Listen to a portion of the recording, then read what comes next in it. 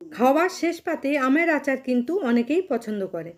আমের আচার বানানোর জন্য আমি এখানে 3 কেজি আম খোসা ছাড়িয়ে লম্বা লম্বা করে কেটে নিয়ে সামান্য লবণ হলুদ মাখিয়ে 3 থেকে 4 ঘন্টা রোদ্দুরে দিয়েছি। এবার একটি ফ্রাই প্যানে 2 চামচ পাঁচফোড়ন, 2 চামচ ধনে, 1 চামচ জিরে, 5-6টা শুকনো লঙ্কা, 5 থেকে 6টা এলাচ, মরিচ 1 চামচ, কালো জিরে 1 চামচ, এগুলি ভালো করে ভেজে মিক্সিতে গুঁড়ো করে আচারের মশলা তৈরি করে নিলাম। এবার কড়াইতে অল্প সর্ষের তেল দিয়ে তেল গরম হলে পাঁচফোড়ন, শুকনো লঙ্কা, তেজপাতা ফোড়ন দিয়ে মাঝারি ফ্লেমে আমগুলি দিয়ে ভালো করে কষে নিয়ে যখন আমগুলি একটু নরম হয়ে আসবে তখন চিনি দিতে হবে। চিনি দেওয়ার পর ঘন ঘন নাড়তে হবে। চিনি গলে চিনির রসে আম ফুটতে ফুটতে যখন ঘন হয়ে আসবে তখন ওর মধ্যে একটা লেবু রস দিতে হবে।